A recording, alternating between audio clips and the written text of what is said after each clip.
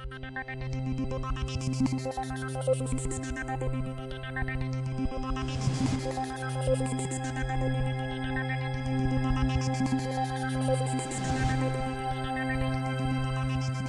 is the cover of the Current Time magazine that came out this morning. There's a debate in there between Francis Collins and Richard Dawkins. I just mention it so that you can see it. As you know, this is just one of a whole slew of things that we've been seeing over the last 6 weeks. Wired magazine cover, big piece in U.S. News and World Report on Science and the Soul, huge reviews in Times Literary Supplement, New York Review of Books, and so on. So, and some of those reviews you can see outside.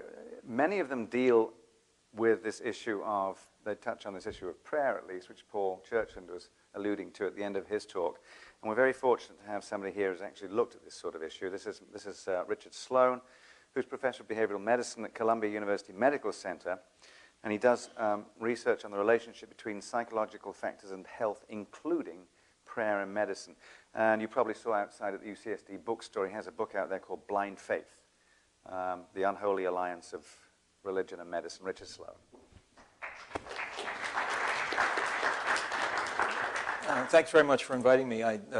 Time is short, and Roger has asked me to be brief, and so I'll do that in my New Yorker style by speaking extremely fast and reducing a 40-minute lecture to 3 seconds.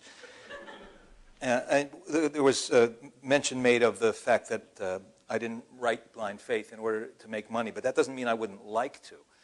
And so with the holiday season approaching, I want you all to recognize that it makes a lovely gift. And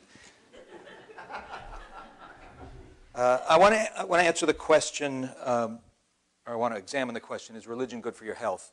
And you can't possibly pick up a popular magazine or newspaper or look at on television or hear radio for more than 8 or 10 days without hearing some story about the miraculous benefits of religious activity for health. Within the past 2 years, Prevention Magazine published an article whose title was How Religious Faith Can Make You Almost Invulnerable to Disease.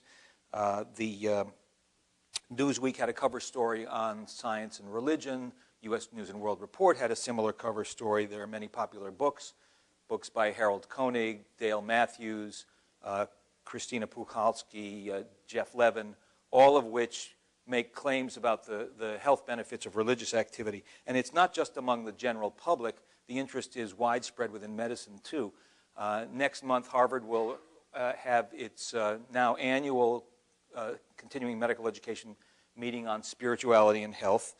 The North Dakota School of Medicine has recently organized a program on prayer and health. Duke has a center on spirituality, theology, and medicine. And the George Washington University has the George Washington Institute on Spirituality and Health, whose acronym is GWISH. One of the things that I'm interested in is why is this happening now? And there are a number of reasons which I go over in the book. We don't have enough time to explore them in detail now.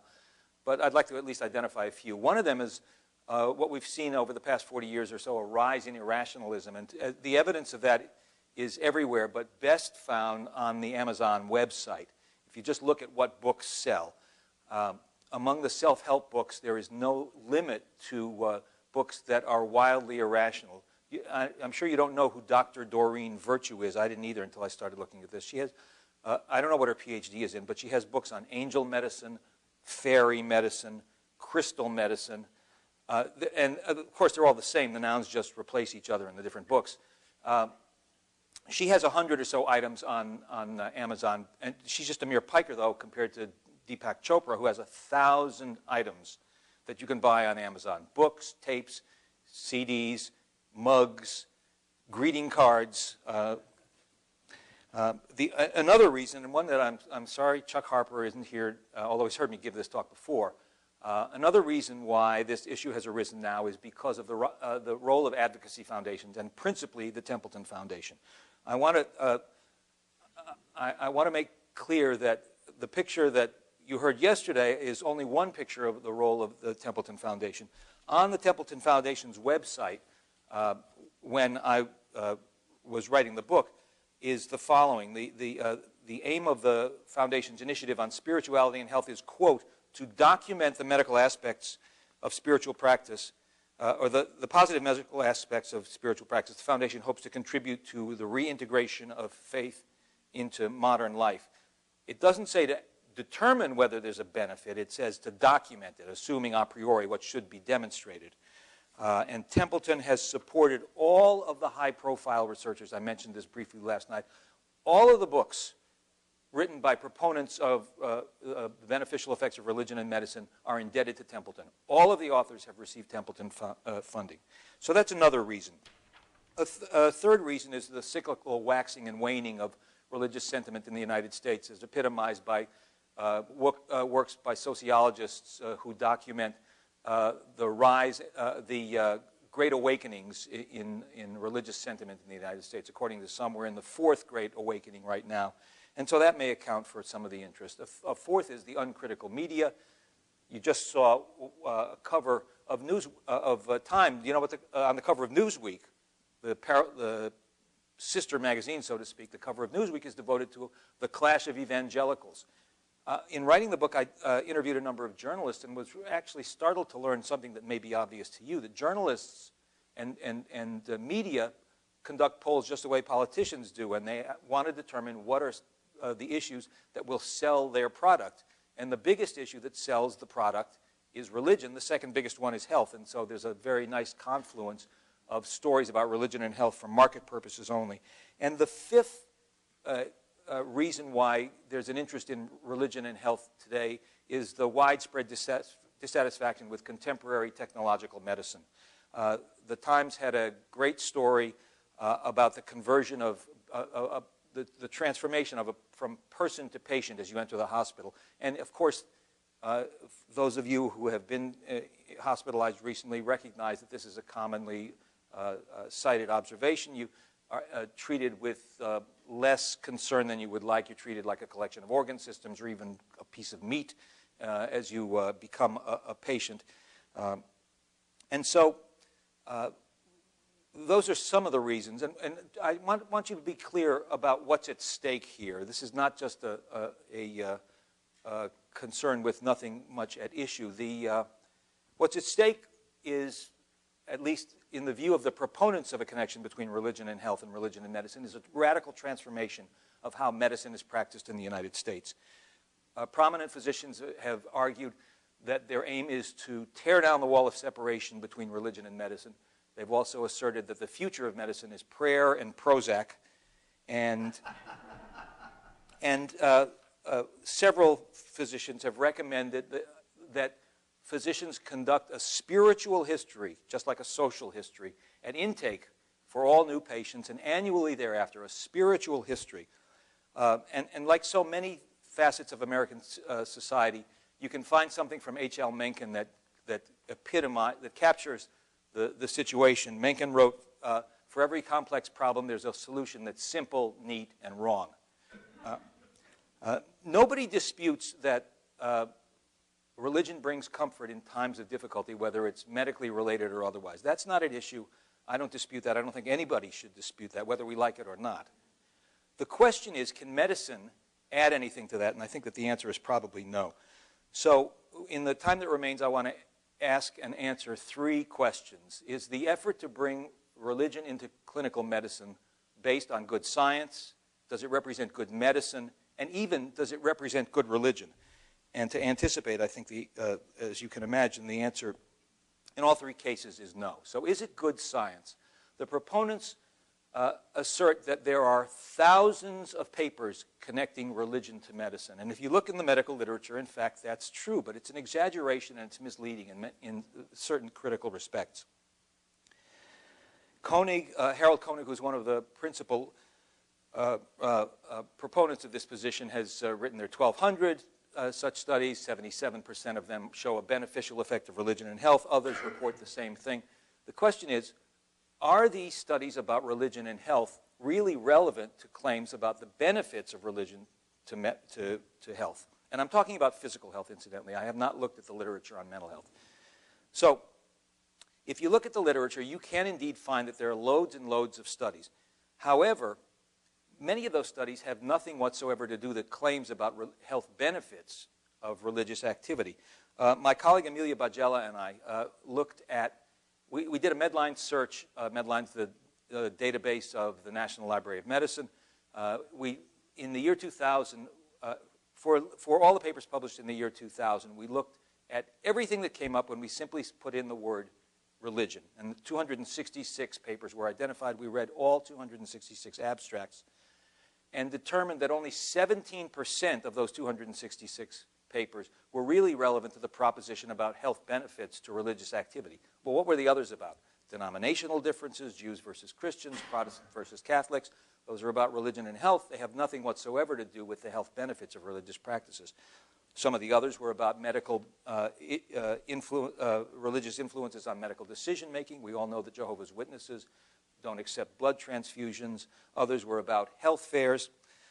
Still others were about religious convictions as a consequence rather than a cause of medical decision-making. Sometimes when you get sick, you may become more devout or you may become less devout. So the claim that there are loads of studies is true but irrelevant to the fundamental issue. What about the studies that are legitimately related to health benefits of religious practices? To answer that question, we thought it best to look at the evidence that is cited by the proponents as demonstrating this. And so we examined and read in detail all of the almost 90 papers in 2 chapters of Harold Koenig's voluminous Handbook of Religion and Health, dedicated to Sir John Templeton, a book that's that thick that reviews thousands and thousands of papers. And we read all of the papers related to cardiovascular disease and hypertension, which is the area of my day job. And we wanted to see how many of them were really solid, methodologically solid, and could form the basis of a conclusion that religious practices are good for your health. Let me give you, just to give you the flavor of some of them, let me give you details about one. Paper in Physiology and Behavior in 1991, in which 52 male college students were taught Buddhist meditation and compared to 30 control subjects. This is what the handbook reports.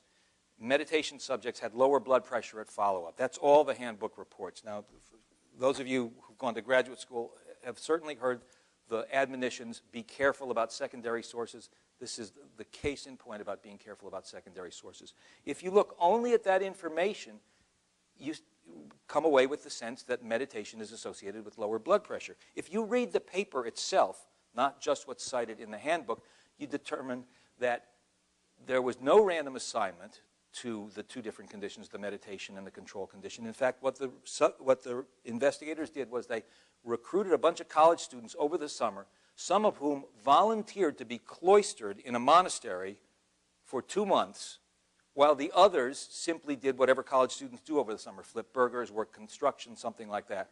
The only activity that those cloistered in the monastery got was walking a mile a day in order to receive food. And so, we could have put you in jail and you would have had lower blood pressure at the end of a 2-month period of incarceration compared to what college kids do over the summer. So there are all sorts of problems with self-selection and other problems associated with a failure to do a randomized controlled trial here. So a great many of the studies that are identified by proponents as supporting the claim that religious practices are good for your health suffer from significant methodological flaws like that. The failure to control for confounders and covariates, and the other significant problem, the failure to control for multiple comparisons, the idea epitomized by Robert Park's sharpshooter's fallacy. I don't know, who Robert Park is, the physicist who's an ardent critic of junk science. He reports that the sharpshooter's fallacy is when the sharpshooter empties the 6-gun into the side of the barn, then draws the bullseye. If you test hypothesis after hypothesis after hypothesis after hypothesis, sooner or later you're going to find something that achieves statistical significance. And then you say, aha, there it is. That shows that religious practices are good for your health. So when you eliminate the papers that fail to have significant methodological, when you eliminate all the papers that have methodological flaws, out of the 89 or so papers in that chapter, 4 were methodologically sufficient to justify claims about the health benefits of religious practices. So the evidence on a scientific ground, the evidence that there is a connection between religious devotion and religious involvement in better health is extremely weak and inconclusive. Were all those papers in a referee journal? Yeah, most of them were in referee journals.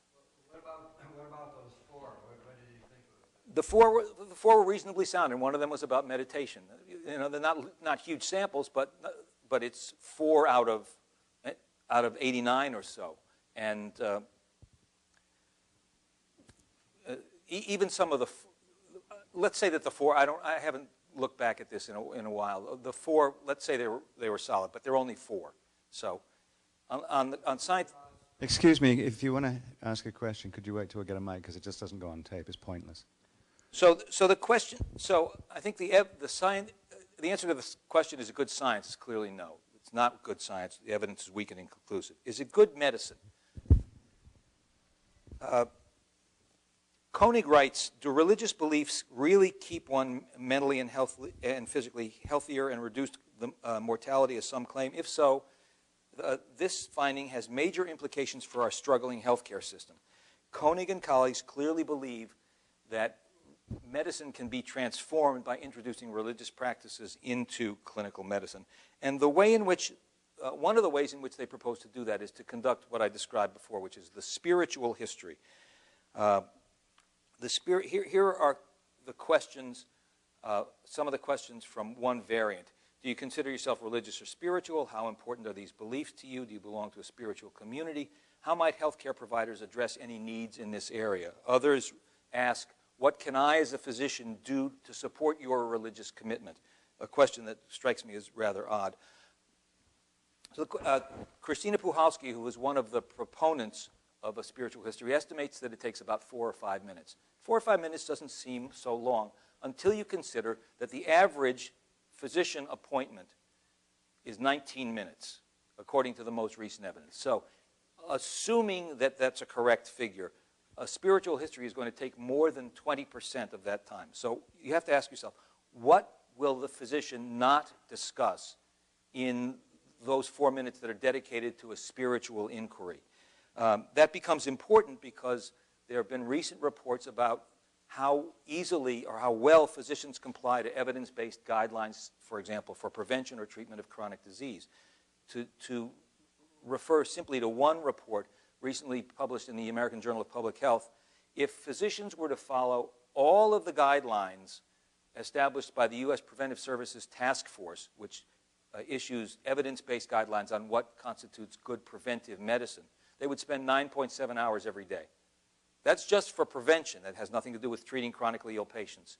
And so you have to ask yourself, what will physicians not be able to do if they're engaged in spiritual inquiries with their patients? There's another interesting element, though, of the spiritual history that I think that has flown below the radar, and I think it's important to at least examine. In a case report published in JAMA in 2002, Koenig identifies an elderly woman who copes with her chronic pain by religious ritual. You can ask the question, why can't the chronic pain be treated successfully? But forgetting about that, she copes with it successfully by religious ritual, and Koenig says, keep it up. Now, that seems like a reasonable comment by Koenig for a successful strategy. But it occurs to me that he says keep it up not only because it's successful, but also because he agrees with this as a strategy. So I've decided it would be interesting to play with this example and consider variants of it to see whether Koenig would in fact endorse them. So would Koenig say the same thing to a young woman with Crohn's disease who copes with it by gossiping with her friends? Would he say keep it up? Would he say the same thing to a young man who copes with crippling rheumatoid arthritis by watching pornographic videos? And would he say, no pun intended, keep it up? Would he say to a middle-aged man undergoing chemotherapy who copes with it by attending Aryan Nations meetings, would he say keep it up? Now, the issue is, if the reason why Koenig is saying keep it up to the woman who copes with religious ritual, because he approves it, does he therefore have to approve these successful, although socially questionable strategies that these patients identify.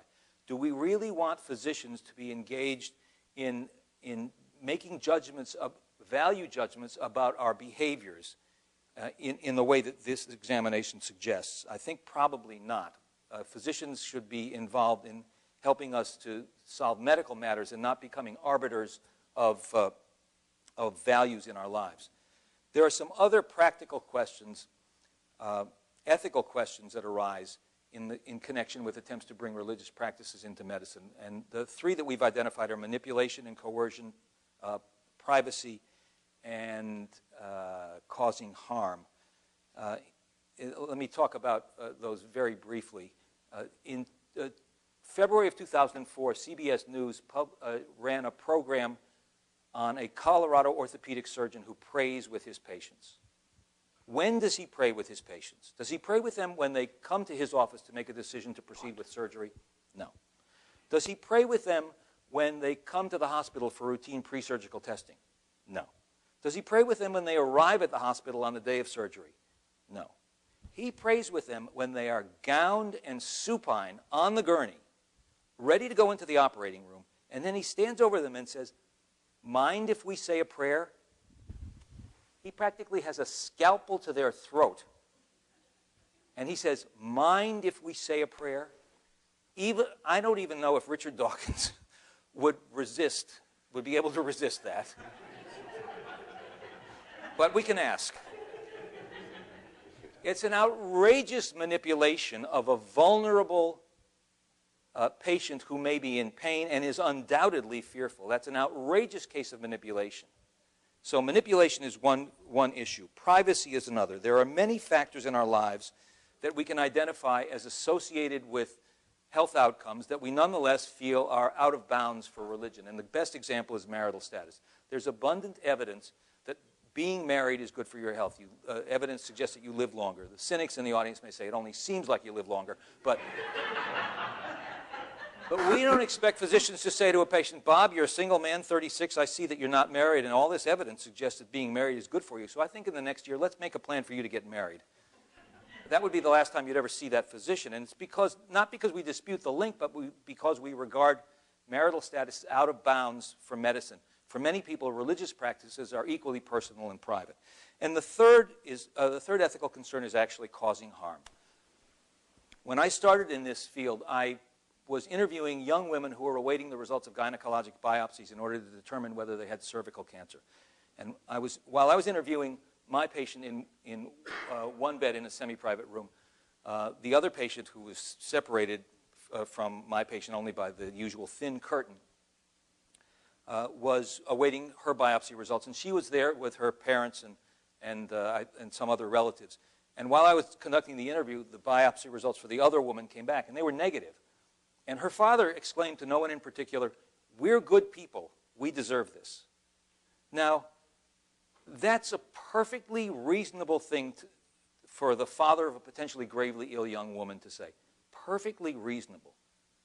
But what was the young woman I was interviewing supposed to say to herself when her biopsy came back positive?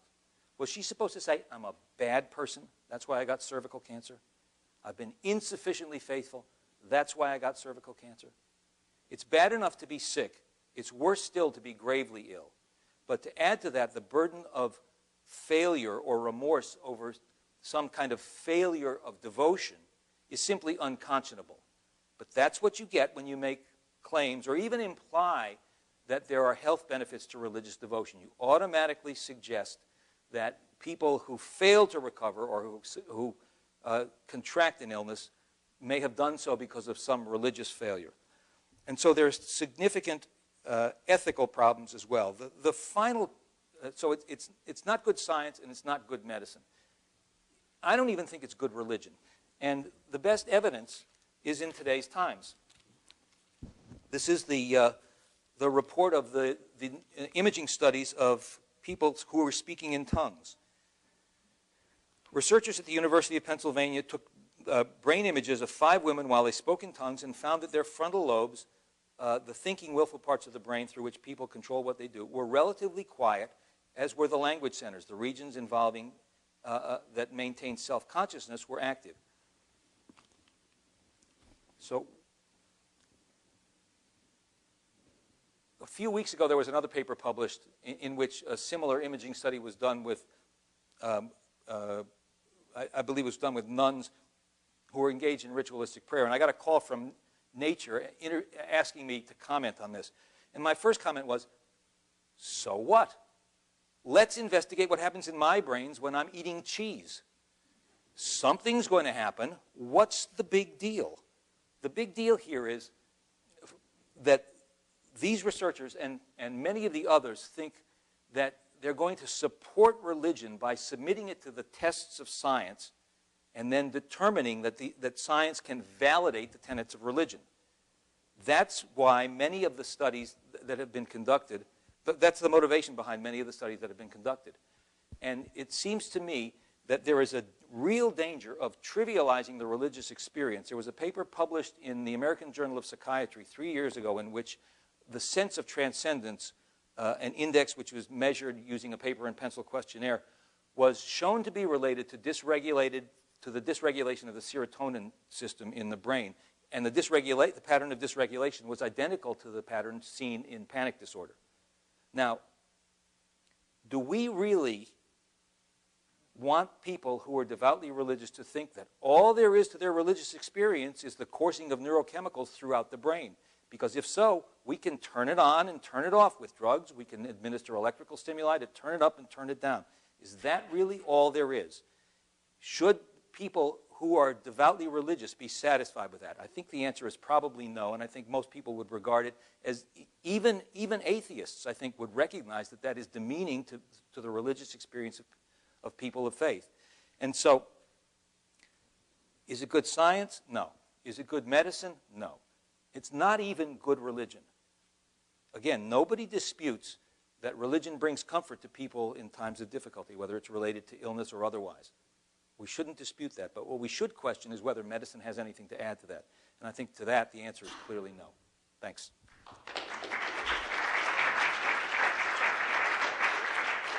Can I just take a few questions? You can, yes. There's just a few questions. Leanne. Thank you. Could you stay who you are? Oh, thanks. I'm Leanne Chakosky at the Salk Institute. I appreciated the good medicine and the problems with the interpretation, thinking maybe you've been a bad Christian Jew, whatever. But the last part I have a bit of an issue with. And I think that if we are capable of registering brain states in various states of religious conversation with something that we know, much like Patricia Churchland put forth with the Prairie Voles, if we can register that with something that's known, our job as scientists, I believe, is to offer that up. And if that says that it challenges people of faith, you know, that's our job.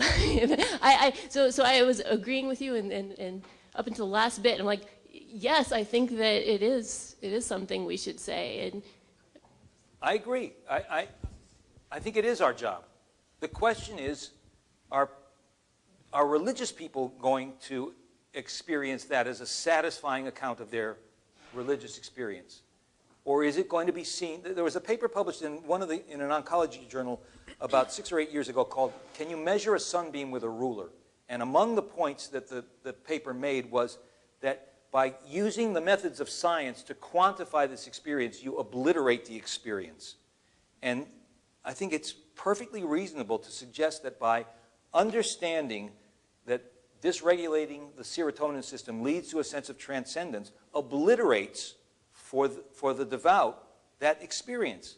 And all I'm suggesting is that it calls into question attempts to validate religious experience by understanding it through scientific means. So I agree that that's what scientists should do. The question is whether people who are religiously devout should want that to be done. It's a different question. Neil Tyson. Reverend Tyson. I was, excuse me. I was concerned, dare I say disturbed, about something you said, quite casually. You got your compilation of articles of papers from this secondary source, And then you did the right thing. You went to all of them to see what justification they served, and you removed 80% of them for just being about religion but not about the effects of religion on your health.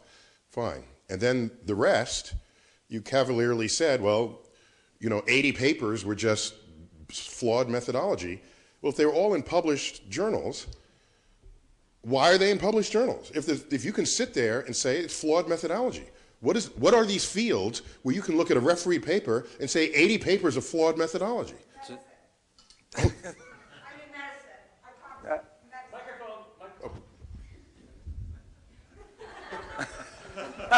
And I'll actually give an example of one of the most Now we're on tape. Start your 2 words again. medicine. That is the field where 80% of the papers, or 80 out of 84, will be flawed. I'll give you one example of one of the more influential papers on religion and medicine, and this was published in the Southern Medical Journal. This actually was a randomized trial of intercessory prayer to the Judeo-Christian God to patients in a critical care unit actually a cardiac critical care unit. And what they found in the paper was that when both patients and physicians were blinded to whether they were being prayed for, the patients who were prayed for had better outcomes. I looked carefully at the paper and I noticed several things. One, a number of outcomes were evaluated, and we've already heard allusion to the issue of multiple outcomes, and they didn't necessarily clearly state that they listed all the outcomes they looked at. Two, what were the outcomes that achieved benefit?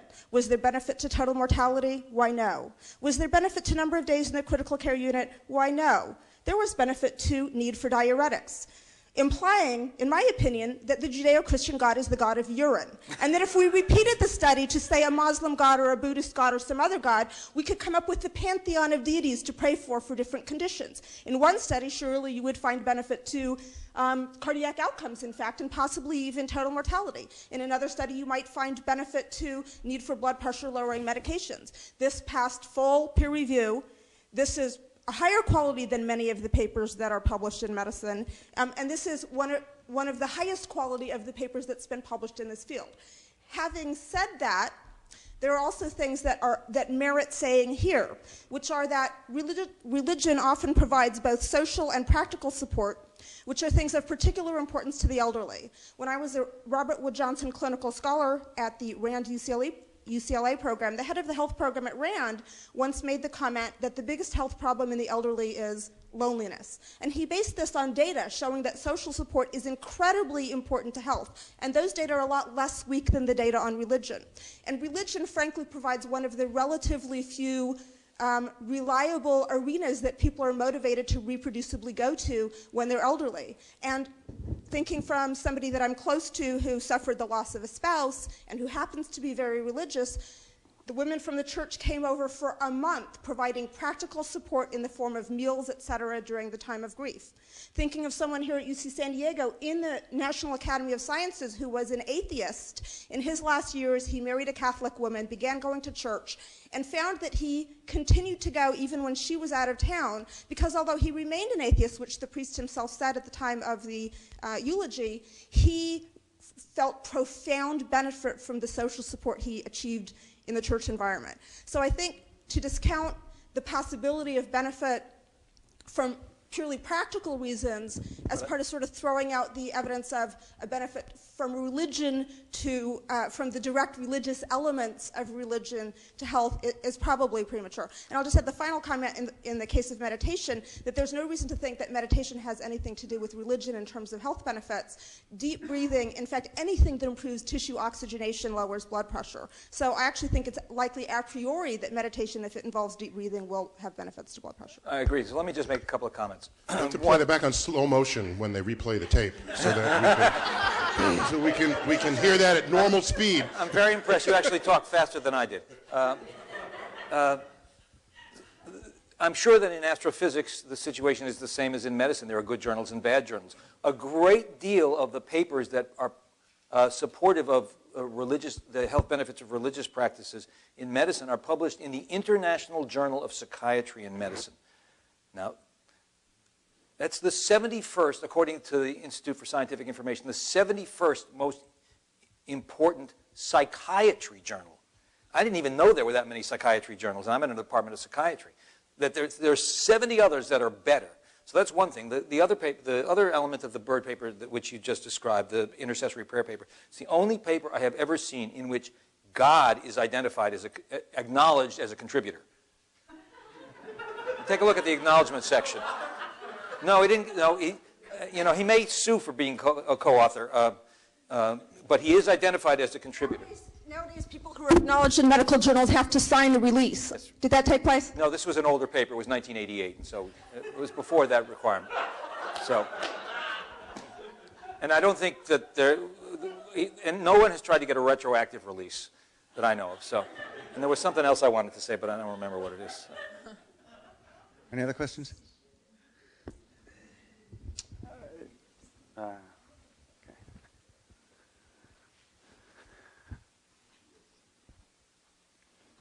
So you are. Oh, my name is Eugene. I have a question about the religious experience you're talking about and knowledge of what goes on and how it affects it. Many drug users probably know exactly what they're getting into and what it's doing to them, yet the experience, they seek it.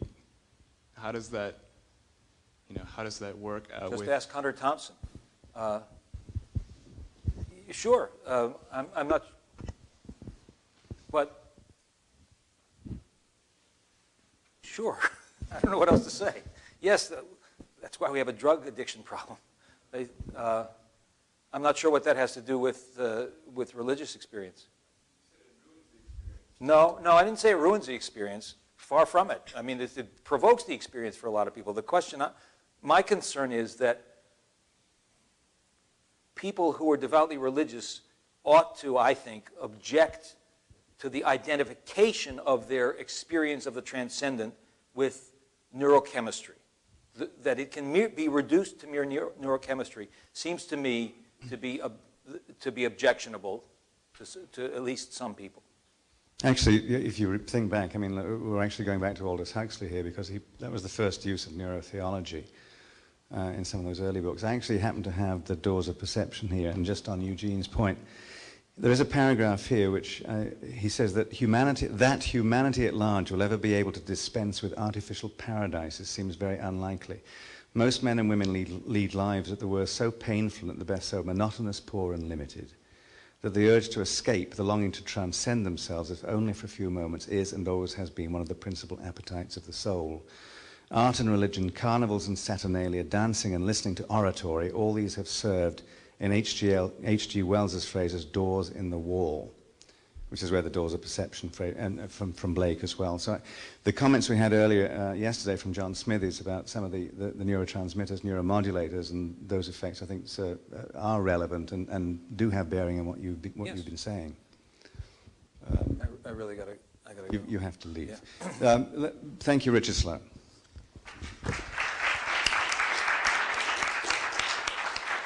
And since we touched on God in the brain, that seems to be a natural cue to invoke V.S. Ramachandran, the director of the Center for Brain and Cognition at UC San Diego, and a well-known author of Phantoms in the Brain and A Brief Tour of Consciousness, otherwise known as Rama.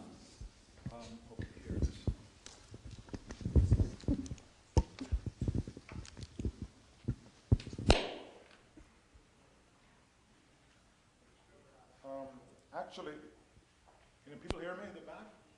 When it's switched up. Oh, it's okay. How about now? Okay. Well, I'm not going to talk about God in the brain because we already went over that yesterday. But I'd like to make a few comments about some of the other topics that were covered in the last few days. One of them was the talk given by Mazarin Banaji, which I enjoyed immensely. In fact, one of the highlights of the conference. And I think the work is brilliant. It's precisely the sort of thing that needs to be done in the social sciences. But I would like to disagree, minor quibbles I have with some of the points she made. And it's too bad she's not here to defend herself. And again, it doesn't detract from the main points she made. But what she's really studying is cognitive illusions. Something like, for example, the statistical biases in certain directions. You could call them cognitive illusions. Very similar to what I do with visual illusions. I mean, here is a departure from reality. You see something that isn't true. But when you study visual illusions, you want to ask, why does it happen? And typically, there's a hidden agenda. It's revealing something about how the brain works, how the visual system works. And that mechanism, which you can figure out by using visual illusions as a probe, in this particular case, is misapplied. You're misapplying that algorithm. So you're using those illusions as a probe to understand what the algorithms are.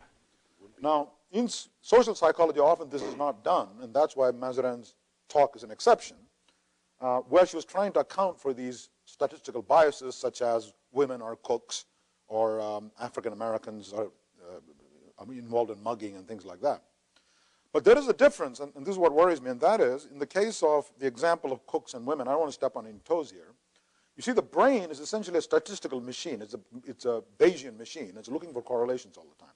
And this is well known. And in fact, in the real world, it's often the case that women are cooks. You learn it from hearsay, you learn it from watching, especially if you're from India. And that's why the brain has learned this. Now, of course, you're going to deny it. If somebody asks you, do you believe that only women should cook? You know it's politically incorrect to say this. You'll say, of course not. Or you might be morally outraged by this. So this dissociation between what your statistical machine, the cognitive mechanism is doing, versus your intellectual judgment of whether it should be. In other words, the shock value of this result comes from the fact that there's a political aspect to it, namely women should not be associated with cooking, versus the cognitive illusion aspect of it, where they do associate women with cooking. But there's no real paradox, is what I'm saying. Another example, Stuart Ernst is a colleague of mine. We're walking on the road the other day. It was a little bit dark, walking on the pavement. We heard footsteps behind us, and we looked behind, and there was an African-American gentleman. And suddenly we started walking faster. And then I looked at Stuart, and I said, this is absurd. We're in this Salk Institute, and had it been a white Caucasian person, we wouldn't have done that. It occurred to both of us. Now, that's because your brain has a statistical bias, because it is indeed true you're more likely to be mugged if it's an African-American. I don't know if this is still true, but until 10 years ago it was true. So this bias is picked up by the statistical machines in your brain. On the other hand, if you ask me or Stuart, hey, do you believe that they're more capable of mugging and violence than Caucasian white male? You say, of course not, because that's political correctness, that's your cortex kicking in, and it's going to say it's not true. I think what would be much more interesting is the converse. If you show that the brain has a statistical machine has picked up certain truths about the world, not absolute truths, but certain truths about the world, and then a cognitive belief you implant in the person, which is clearly absurd, takes over. This would be an example of a meme, a pernicious meme. You can ask empirical questions and do experiments on memes. In other words, all the empirical evidence is telling you the opposite. And yet one implanted belief by a prophet or by some guru overrides all the statistical information. And that, to me, would be an extremely interesting result. In other words, the exact converse of Mazarin Banerjee's result. And of course, that sort of thing does happen occasionally, and I can give you several examples, but we don't have time to go into that. The second point I want to make is about, completely unrelated, about the anthropic principle, and I wish Paul Davies were here to discuss this. And as you all know, the anthropic principle is how come all the constants, physical constants in the world are so precisely chosen in quotes, to make the earth possible, to make human beings possible, right? And so on and so forth. And one answer is that there's nothing impossible about all this. It's only highly improbable, right? Another answer is the multiverse hypothesis, which I don't find very convincing, but it's another possible. You were only through natural selection, the one universe which had all the constants being correct, I'm here to talk about it. But I like to use an analogy with another form of the anthropic principle, which is you could regard as an even stronger version, or you could say you can use it to debunk or caricature the anthropic principle. And that is the problem of individual human existence, right? I'm here, this is extremely improbable, vanishingly small.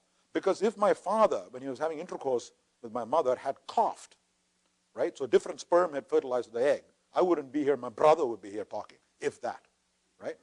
Not only that, if my father's father had coughed, then my father wouldn't have been here and I wouldn't have been here. And so on and so forth, go all the way back to one particular Homo habilis had not made love to the appropriate female Homo habilis, I wouldn't be here giving this talk. Now, it's very similar to the anthropic principle, except there you're invoking particular types of laws and the exact fact that the laws have to be exactly right. Here you're talking about a particular sequence of contingencies, which if they had not been exactly right, I wouldn't be here. So here's an example of another anthropic principle. As I said, you can either use it to strengthen the argument, or you could use it to caricature and debunk the argument. And I'm sort of agnostic, right, on this point. The third point that was raised yesterday was about prophets in science and prophets in versus prophets in religion. And I think it's naughty to compare these two things. Actually, Joan and I found ourselves more in agreement than we had realized. We started out saying we're clashing, but in fact, I think we are converging to the same point. The difference is that a prophet in science, of course, science has its delusional cul-de-sacs, people rewarding each other, funding each other, giving each other medals, refereeing each other's papers. All of this happens in science. There are prejudices. There's what Kuhn calls normal science, which essentially is a system of delusions. And then there's an anomaly that topples the edifice and you start from scratch. But the point is, there is a correction mechanism. When an anomaly comes in, you throw away the previous, or you modify what you had previously. And this does not happen. So, for example, if I bring you a triple helix X-ray crystallography, saying double helix model is wrong, I can explain all the findings, but in fact, this is the correct model. It explains even more, right? There may be tremendous resistance to this for 5 years, for 10 years, 15 years, but if the evidence starts coming in and it's replicated, you say, Crick is no longer the prophet. He's wrong. Throw it away. I still respect him. He's one of my heroes, but he's wrong. And by the way, I think he's wrong about consciousness, but I'll get to that later. Okay? So I would say that he's wrong about that. So in that sense, there are no prophets. But if I were to say the same thing about Islam, and if I say, by definition, a religious prophet cannot be proved wrong. Because if he says, there's 50 virgins up there when you die, and you do the right thing, I cannot disprove it using the empirical methods of science. This is true of Hinduism, it's true of Christianity, it's true of all religions, not just of Islam. I just pulled that out of the hat, right? So the dogmas of religious prophets cannot be disproved, cannot ever be disproved. To compare that with the kinds of dogmas we have in science is mischievous, I think, okay? But having said that, I would consent that there are dogmas in science which become untestable, to use the pauper's term.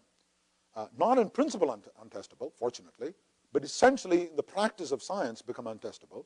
And I'm going to shock everybody by saying natural selection is one such example. I strongly believe that natural selection is the most important principle. Maybe it's the only principle, but certainly one of the most important principles of evolution, right? There is no intelligent design. There's nothing supernatural. There's no other influence. So it's Darwinian natural selection. But the other day I was reading a zoology textbook and it said there's a creature called Phrynosoma, a desert lizard. And if it sees a predator about 5 feet away, it squirts blood into the face of the predator to scare it away. And then I said, my God, what possible intermediate sequence could have resulted in this? Some desert lizard had a little squirt of blood and then more squirt of blood, and then it didn't make any sense. Now the standard example of what good is 1% of an eye is a bad example. As Richard has pointed out, 1% of eye is very important and can be very helpful, and all you need is a tiny little bias in evolution, and that'll get the whole cascade going.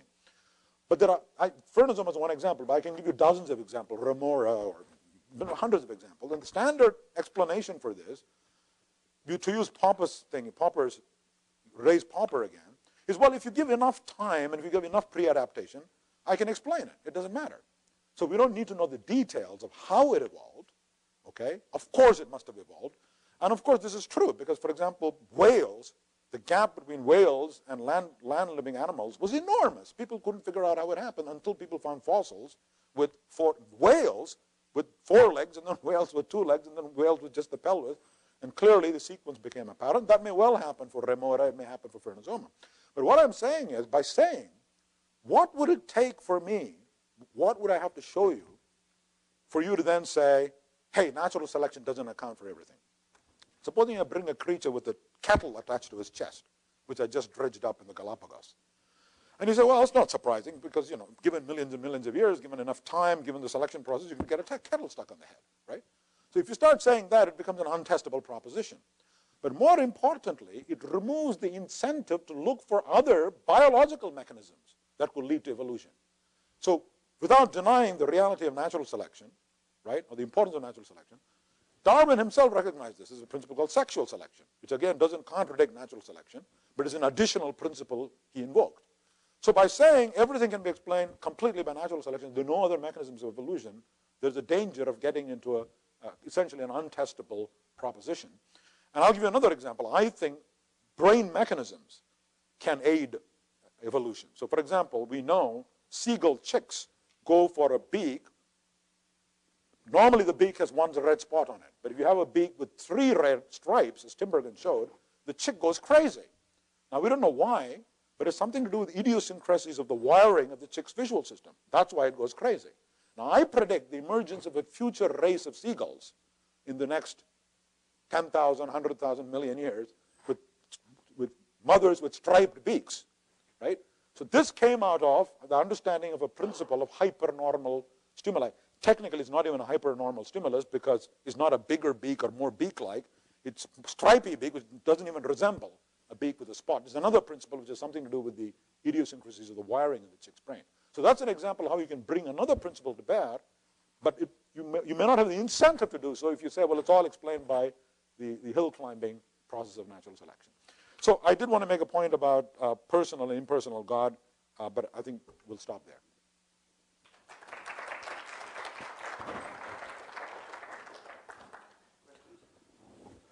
Yeah, sure. Microphone. Yeah, I want to add some nuanced features to a comment you made a moment ago. You were reflecting on the bias, the built-in statistical assessment that your brain makes about the natural world, that you don't even control that. It's just working. Absolutely. And then that's what you're fighting against with any kind of politically correct comment that one would make in the face of it. And I think I remember making a similar comment during her talk, saying, you know, if it might even be true, and if it's true, that doesn't make it wrong, you know, just because it doesn't fit the prevailing political correctness. So I don't think any of us are in disagreement with that. But what it misses is the possibility, the likelihood, that in many, if not most cases, the brain doesn't know how to do the statistics correctly. And when you don't know how to do it correctly, then it can lead you to a bias that is not direct consequence of the data. So for example, by the way, nor do I know the very recent statistics, but the ones from 10 years ago that cited that a black male is more likely to be the person who mugs you, that's just not true. A higher percentage of black males are more likely to mug you than the percentage of white males, but there are 10 times more white people in America than black people. And so that simple factor alone fully compensates for this otherwise statistical difference. And the fact is, there are more white rapists in jail than black rapists. There are more white muggers in jail than black muggers. And so that's where then the bias kicks in, because you're not really thinking of the statistics correctly.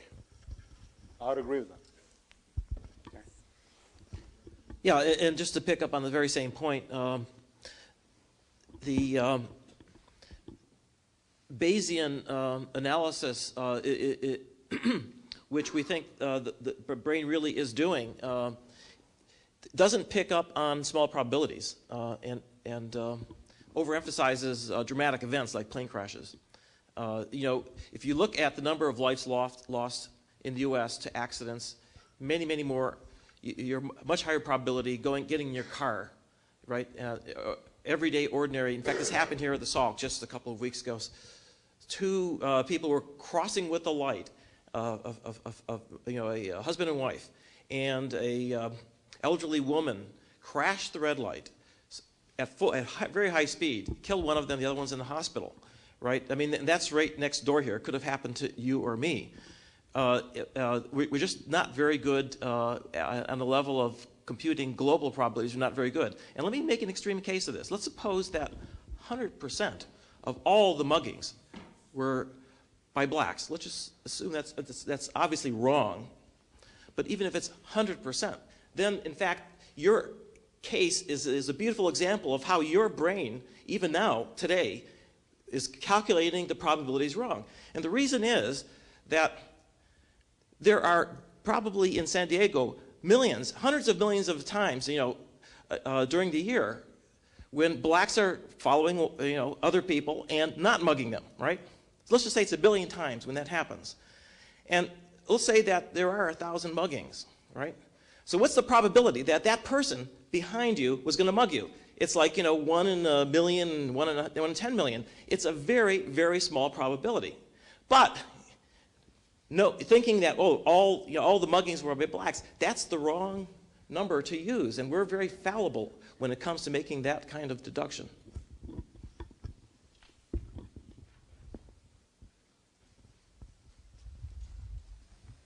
I just want to quickly comment that the brain is not Bayesian, it's associative, and there are many properties of associative reasoning that do not map directly to correct statistical processes.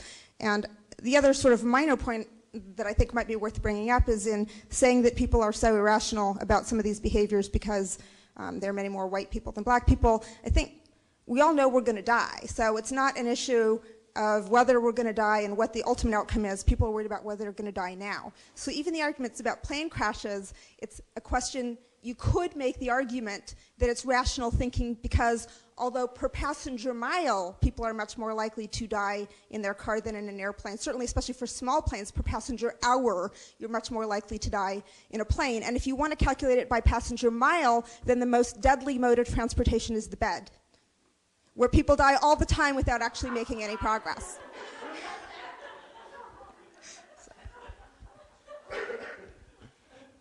Could you just say who you are? Tony Bell, UC Berkeley, theoretical neuroscience. I just want to point out that the brain is neither Bayesian nor associative, but it's something and we don't know what it is yet. In other words, there isn't a theory of the brain which explains, a theoretical neuroscience theory of the brain that explains this stuff. There are certain, that explains all the things that we need to understand. That's all. So are you saying we're nowhere near a theory of understanding the neuroscientific underpinnings of No, I think we're about 5 years away. Oh. Yeah. Do I take this is your personal program for when you see your project finishing? Yeah. Right. The funding runs out. Okay. Thank you. Any other? Richard, do you want to say anything on this? No. All right. Any others? Okay. So let's shift from that to the a sort of an if not God then what sequence at the end here. Neil Tyson had a few other thoughts about, if you may, a few other thoughts about life in this universe. The director of the Hayden Planetarium. I'm sure my talk that I gave on day one is still in the hopper. Could we just put up the first slide if you guys still have it? The talk would have the name Tyson on it. Or dirt, or grass, or... No, because I titled the talk, so I know. This was not my first slide. And just for mood, if we can just dim the lights a little, because I just want to do some reflecting for which dimmer lights will enhance the mood. Nice music? No, we're okay without the music. Oh, they don't have it. Oh, it's not still loaded on the Mac? It was on the...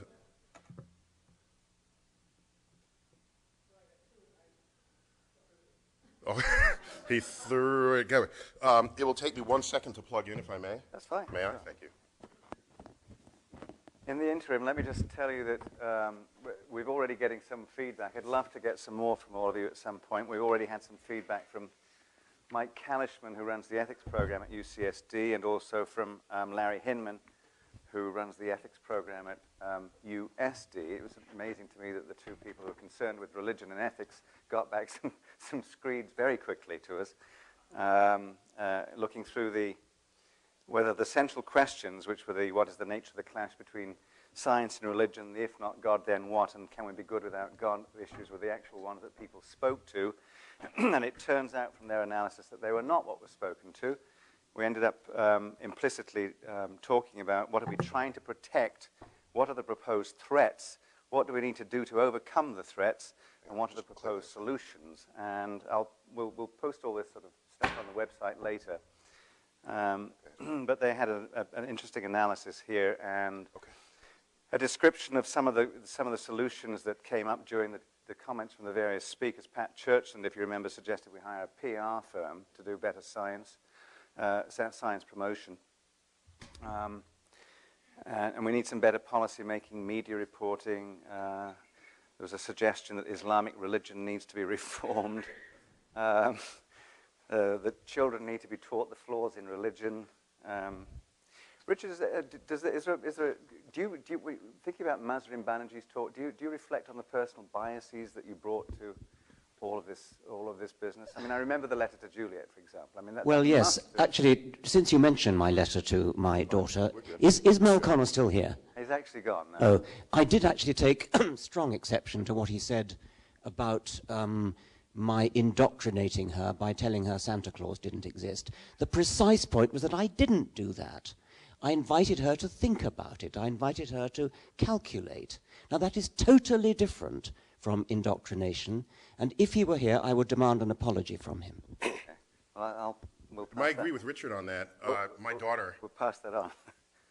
My daughter at age 4 told me that fairies all are female. And I said, well, how do you know? Where's your evidence? She said, well, they all wear skirts. And I thought about it. It's like, yeah, all right. So I said, so we went out and had lunch after that. What about Scotsmen? Not everything that wears a skirt is a fairy, but all fairies have skirts, I think was the argument. Right. But you're right. But yeah, I guess we could have Scottish fairies, male fairies. Absolutely. She hadn't learned about them yet. But I applauded the thinking. You applaud the thought, more the wiring that leads to the question, I think. Yeah, that would be called MacFairy. McFairy. Neil Time. Thank you for this indulgence. I wanted to offer some reflections as the conference draws to a close. And some of these reflections are really questions to put back out to the audience because I don't think they were addressed over these very stimulating 2.5 days. Let me first by leading with a story. I grew up pretty much as a nerd kid, although I was bigger than most other kids so that I could kick your butt. I was a nerd who could kick your butt if you tried to slam me into the lockers. So in that regard, I was, I had the soul of a nerd, and for me that's all I cared about because that was, the nerd credentials come from what goes on in your mind.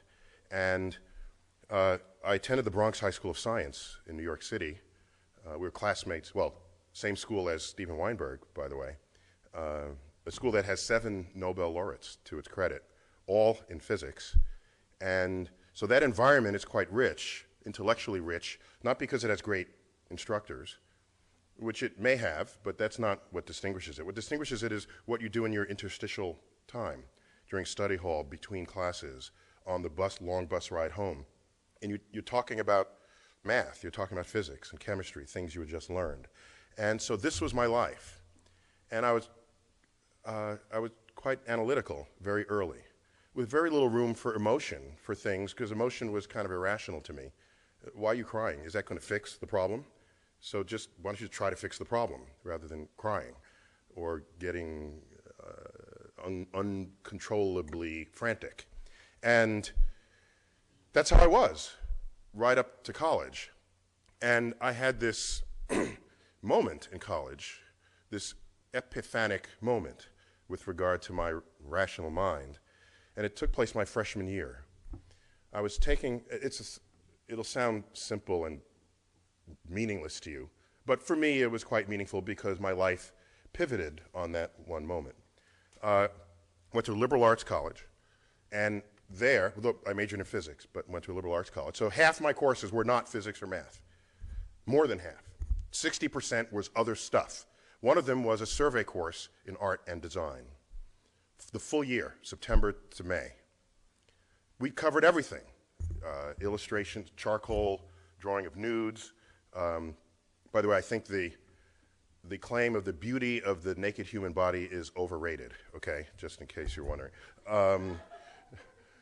And so we built a chair out of cardboard and built wooden, we just did everything that art and design people do.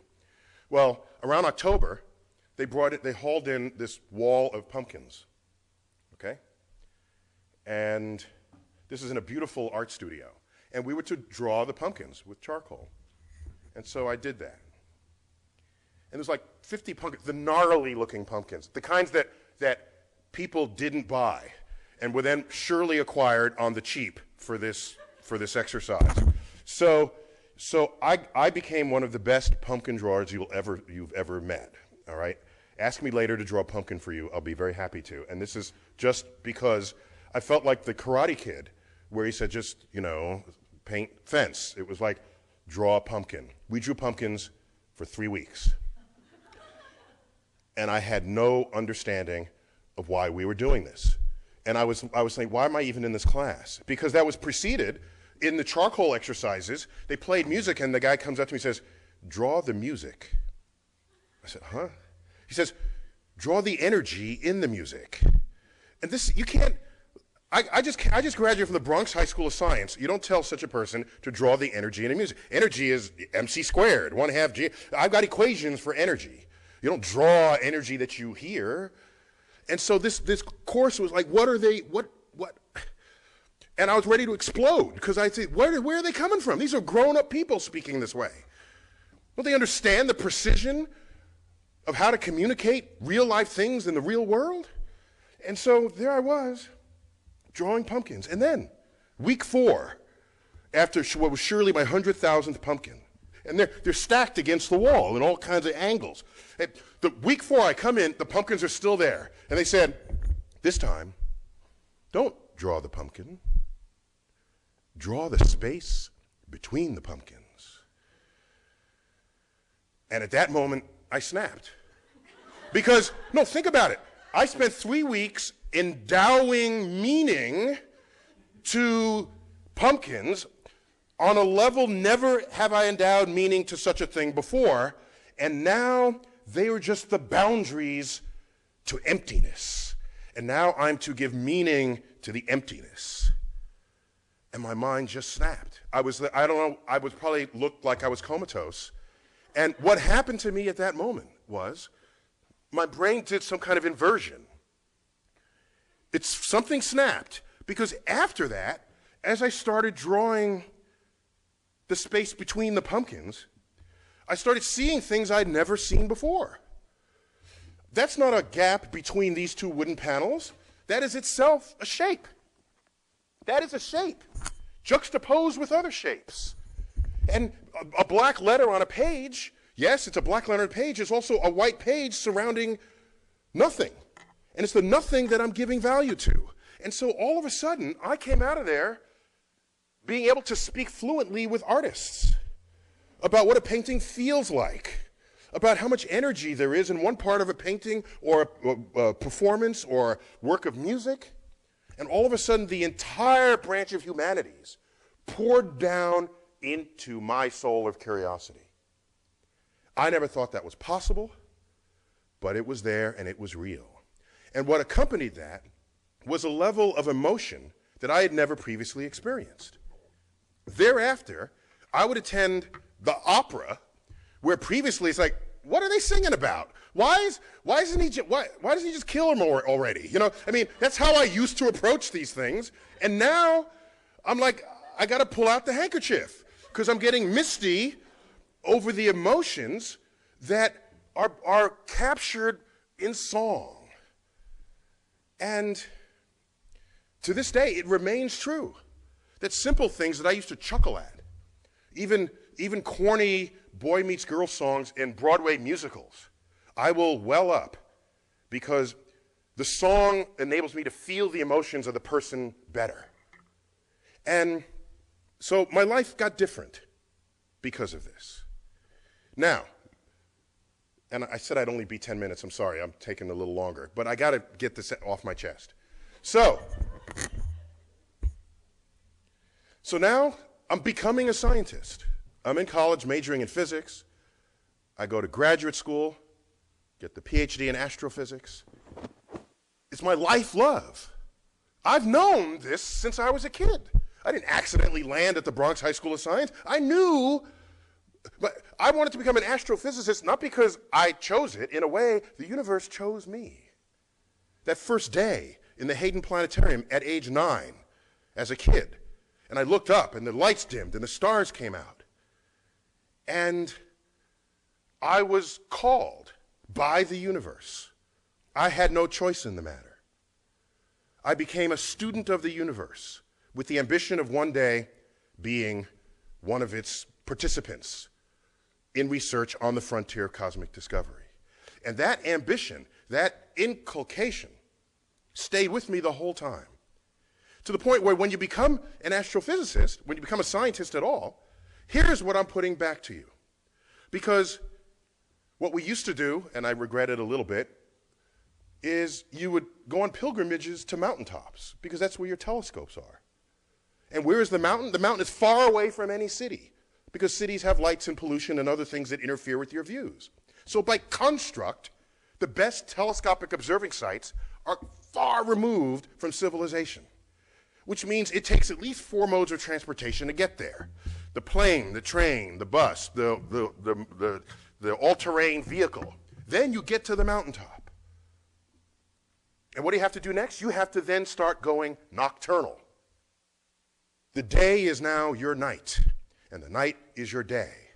And so that's part of the pilgrimage. There's the effort of the travel, and then there's the effort of flipping your schedule and going nocturnal. Then there's the telescope itself, this conduit to the cosmos. It's a physical, it's a tube. It's a conduit.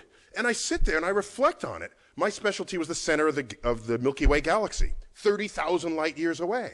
And so I have my digital detectors, I've got the telescope, it's dark, it's just me on this mountain and the universe. And I look up and I just think to myself, there are photons that have been traveling for 30,000 years. And I'm sort of snatching them from this journey and planting them into my digital detector. And then I started feeling bad for the photon, and I said, maybe it wanted to continue, but I got in its way. But then I said, no, those are probably happier photons than the one that slammed into the mountainside, that will go unanalyzed and will not contribute to the depth of our understanding of the universe. But so there's not only the fact that I'm on the mountaintop, there's the knowledge and the feeling that I'm reaching out to the universe with these methods and tools of science. And then add to that the sum of 20th century knowledge about the origin of the chemical elements, something the chemist would not be able to answer without the help of the astrophysicist. You can't go to the chemist in your high school chemistry class and say, where did these elements come from? The teacher wouldn't know outside of the domain of science, from within the domain of chemistry. That was informed by astrophysics. We can trace the elements. They were forged in the centers of stars, high-mass stars, that went unstable at the ends of their lives. They exploded, scattered their enriched contents across the galaxy, sprinkled into gas clouds that then collapsed and formed stars and planets and life. And so these ideas, these cosmic perspectives, this pilgrimage to the cosmos, there are people who say, this makes me feel small because I need to see the immensity of the cosmos. And I say, no, you're not thinking about it the right way. By the way, when we opened our facility, I got a letter from a psychologist from the University of Pennsylvania. He had seen our show, which was a zoom out from Earth, and Earth just shrinks to nothingness as you go to the edge of the universe. And he wrote me a letter that says, I specialize in the psychological effects of, how did he word it? Excuse me. He said, hello, Dr. Tyson, I'm, Johnny Jones. I'm a psychologist specializing in the effects of things that make people feel insignificant. And I thought, bummer of a job. Man, is that what you do for a living? And he said, needless to say, your show was the greatest elicitor of feelings of smallness I have ever seen. Will you allow me to conduct a survey on the people who visit your show? And I thought to myself, there's something wrong here, because why does he feel small, but when I look up in the universe, I feel large? then I realized the problem was his ego was too large to begin with. He came to the problem thinking too highly of who and what he was to begin with. Because then everything that happened in the show destabilized his self-image. Whereas I know that the molecules in my body are traceable to phenomenon in the cosmos. And it's our 15 pounds of gray matter that figured this out. There's a kinship with the cosmos that resonates deeply with New Age thinking, but I'm not apologetic about that. It's what we find. If whatever we find resonates with whoever, go ahead, take it. But what I want to know is, we're in one of the greatest centers of neurophysiology. I want somebody to put electrodes on my head. And when I reflect on our kinship with the cosmos, when I do the calculation that shows that a 15-ton meteorite that we have in the center of the Rose Center for Earth and Space, it's an iron meteorite. When I do the calculation that shows that if you take all of the iron from the hemoglobin of the people in the tri-state area of New York City, you can recover that much iron out of their blood and realize that the iron from that meteorite and the iron from your blood has common origin in the core of a star. Tell me what part of my brain is lighting up, because that excites me. That makes me want to grab people in the street and say, have you heard this? That it's not simply, as Carl Sagan has said, we are star stuff, but there's a more poetic and I think more accurate way to say it. It's quite literally true that we are stardust. In the highest exalted way one can use that phrase. And so I feel, and I use words. I bask in the majesty of the cosmos. I use words, compose sentences that sound like the sentences I hear out of people who had revelations of Jesus, who go on their pilgrimages to Mecca. There's some commonality of feeling. I know it. Well, I don't know it. I want someone to do that experiment, because the day you do, if the same centers in my brain are excited by these cosmic thoughts as to what are going on in the mind of a religious person, that's something to know. That's going to be really interesting finding. Because what that tells me as an educator is, let me offer the universe to people. And they'll start taking it in. And they'll start achieving those feelings that they had before. And I don't so much care whether they abandon previous feelings. I've got an offering that keeps growing, that keeps becoming more majestic. When the Hubble telescope was announced that we were going to cancel, when it was announced that we were going to cancel the Hubble telescope, the greatest outcry to not do that was not the astrophysicists. It wasn't from within NASA. It was the public. It was all over the op-ed pages and the talk shows. The public took ownership of the Hubble Space Telescope because the universe was coming into their bedroom, into their living room, onto their computer. They were a participant on the frontier of discovery. And as far as I can tell, if you let them know that it's not simply that we're in the universe, but in fact, given the chemistry of it all and the nuclear physics of it all, not only are we in the universe is in us. And I don't know any deeper spiritual feeling than what that brings upon me. And I just wanted to leave you with those thoughts. Thank you.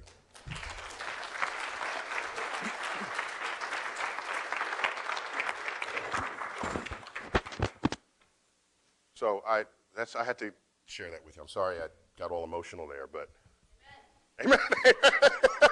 Are there any questions for Neil? Any comments? Terry has a comment. The brain is 3 pounds. Oh, what did I say? 15 pounds? Sorry. Oh, maybe is the whole head 15 pounds? Some heads. Okay, so I got the wrong number. So your head is 15 pounds, your brain is 3 pounds. Thanks for that correction. So that's brain minus blood, I guess. Yeah. Any other comments? I think Terry had some remarks. So I want to pick up, actually, because this is something that actually I had a similar experience when I was at the National Radio Astronomy Observatory in my senior year in college. and saw the Palomar Sky Atlas, which was one of the early deep space atlases. It was actually taken at the Palomar Observatory, which is just a few miles away from here, by the way. And it was a similar feeling of being part of a much, much larger and much vaster sort of arena than I could have ever imagined, just seeing that physical evidence. But there's something else that is also, I think, equally important, and that is that when you make a discovery in astronomy, that you see a supernova that's never been seen before, or analyze a rock from the moon that's never been analyzed before, it's humanity doing that for the very first time. Before that, nobody knew what was in a moon rock. And after that, it's in the textbooks. And you can only live through that moment once. And I had the same feeling when I saw the picture from the back of Saturn, occluding the sun. That's an image that will go down in history. Before that picture was taken, Carolyn Porco showed it. She obviously had been sitting on it for quite a while. I've got it. When that was done, this is humanity for the very first time putting itself through our technological capability into a position where we could see things that no human, or as far as we know, no other living being has ever been before. So that's a very special moment. And we're living through those moments on a daily basis, not just in astronomy, but in biology. It's within our lifetime that we have sequenced the human genome. I once asked Francis Crick if, when they first published that paper on the structure of DNA with Jim Watson, whether it occurred to him that within his lifetime, the structure of DNA, not just the structure of DNA, but the sequence, the base sequence of DNA would actually be worked out. And he said that it never even occurred to him to ask that question. It was inconceivable because the technology at the time was so far so inefficient and so far behind what we have now that you could calculate it to be the lifetime of the universe. But it's not just the human genome, because now we're systematically sequencing all the genomes, and it's going to get faster. And the reason is that, as with computers that are getting exponentially faster and cheaper, the cost of sequencing genomes is getting exponentially faster and cheaper. And they estimate that within our lifetime, it will be possible to sequence your genome for $1,000. But it's not just human genomes that we're interested in. We're interested in the whole genome of all creatures that live on the earth. And why are we interested in that? Well, we're interested because therein is the history of evolution. And the chimp sequence was, for example, worked out just a few years ago. And that was particularly interesting because it is our closest living relative. And it only differs in its DNA by a few percent. Now, that's a small percent, but it actually translates into millions of base pairs. So there's a lot of differences there. And there's a problem, because if you see a difference, how do you know whether it is a difference on the line descending to humans or a difference on the way to chimps? Well, it turns out there's a way to figure that out. And I learned it at a symposium that was held right here in this auditorium last Friday. It was sponsored by the La Jolla Group on the Origin of Humans, and it was a symposium on Neanderthals. So humans and Neanderthals coexisted for hundreds of thousands of years. And in fact, up until recently, we were living in Europe together with them, I presume peacefully, maybe not. But what I learned at the symposium was that an effort is now underway by Svante Pääbo to sequence the Neanderthal genome. How could that be? Well, there are bones, and these bones have DNA. degraded with time. But even more, making it even more difficult, they're contaminated with human DNA. But it is possible, if you look carefully, to find pieces of bone that have been discarded because it wasn't realized that they were Neanderthal bone. And so no humans touched them or washed them or looked at them. And it turns out that from these samples, you can get fairly good short sequences. And so the effort is now underway to collect enough of these short sequences to completely cover the genome. And so we will know within the next 3 years the differences between our genome and a species that is extinct.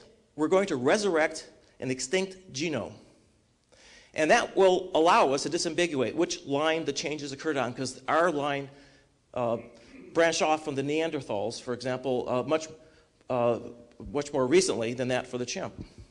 This is all happening during our lifetime. We're going to know the genomes of hundreds of thousands of species. We're going to be able to read the differences and translate that into, ultimately, an understanding of how it was that we got here. And finally, I think what's missing, and actually part of the roller coaster of this last few days for me, has been the realization of really how little we know about ourselves and how much disagreement there is, even when we do our best, how much ignorance there is, and how much humility we need to have in order to be able to make progress. But I think this is a good sign. I think that we have here the opportunity as human beings, for the first time, we have tools and techniques that technology and science has given us. We have ways using brain imaging to study the brains not just of monkeys and cats and rats, but also our own brains, functional magnetic resonance imaging. And it's going to get better. Those techniques are just the first steps we're taking. And ultimately, I think, will give us a much, much better picture and will be able to help inform us on making some of the decisions that are going to be made. And I think that, speaking now as a former physicist, I'm just going to put out a hypothesis about where we are right now. So it's all about scaling. How do you scale up from a family to a tribe, from a tribe to a group, a nation, and a nation to a world? Well, if communication is slow, if you have to go by the word of mouth, you can only, it really limits the size of the group that you can actually organize, that you could lead. But that's all changed within the last, again, within our lifetime. Communications has made it possible for information to be instantly transmitted across the entire globe. We're basically going through another one of these scaling transitions. Nations was a natural unit when you had limited communication with horses and then trains. But, we have the internet now, and I think that is going to have a profound influence on how we organize ourselves. Maybe this turmoil is something we've got to go through as a species to get to a more global form of organization. I don't know how we're going to get there or whether we're going to get there, but in any case, I think that this is a special moment in history. And so finally, I just want to say that coming from a background really which didn't really have a lot of time to think about these issues, it's really filled me with lots of interesting issues and ideas that I think are going to require much, much more thought, effort, analysis to actually be able to figure out how we're going to do this integration. But I really feel it's important that we do it. And the single person I think that we have to thank for this, who's really had this meeting percolating for a long, long time, and who, in a sense, managed to do something that I consider almost impossible, which is to get up people on the stage and be able to have a discussion and bring out those differences. Before this meeting, people would come up to me and say, "What's the schedule? What's the schedule? I want to know who's talking when." Well, there wasn't a schedule, and that was on purpose.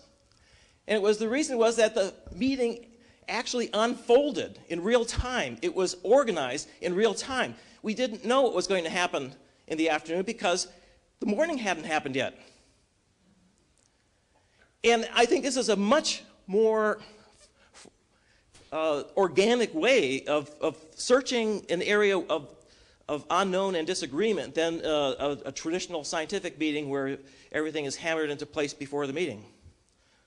It has been, for me, a real roller coaster in terms of people and ideas. It's been an absolute feast, and it's not just the people here in the auditorium, I think, who are going to benefit from it, but all of those who will have access to it on the internet,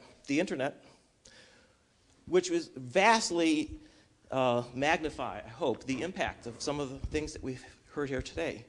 So let's first of all thank Roger for being an absolutely magnificent organizer.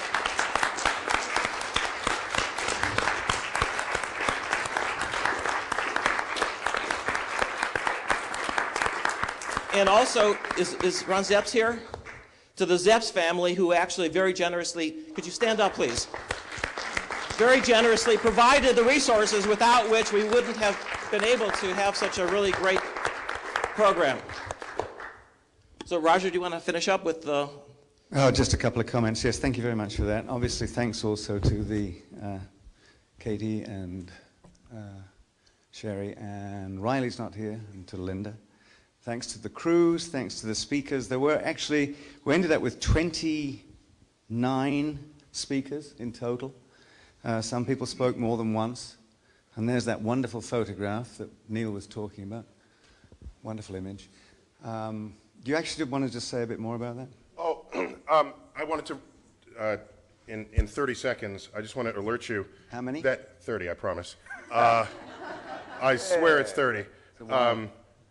I teach a program back in New York once a month, third Tuesday of the month, called This Just In.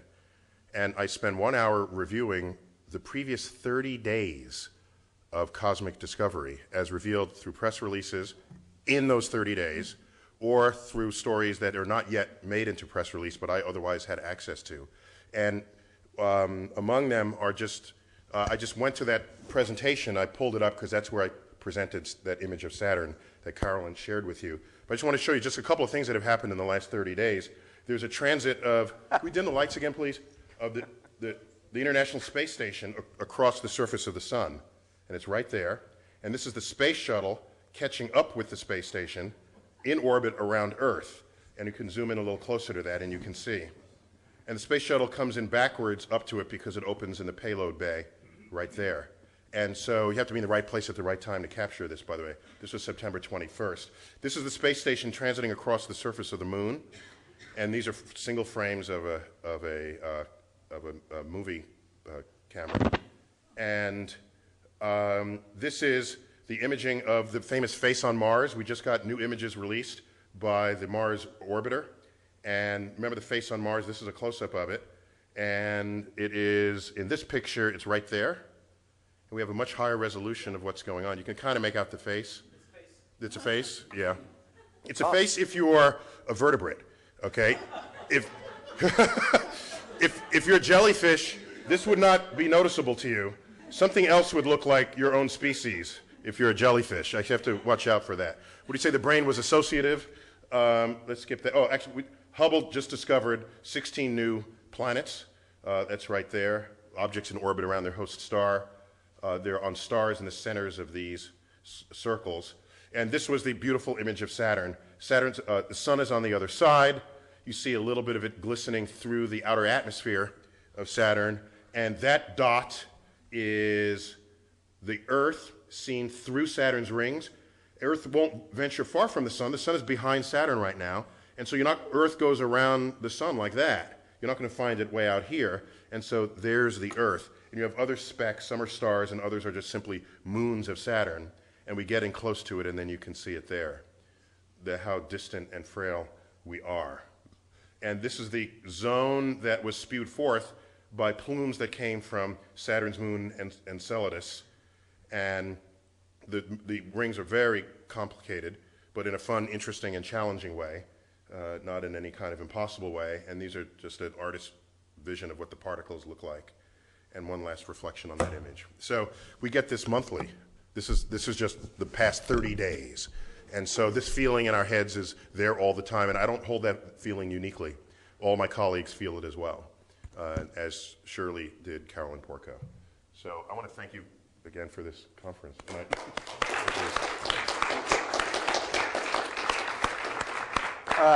Just one thanks also to the Crick Jacobs Center, particularly Terry for his enormous support and backing here as well. I won't say much more.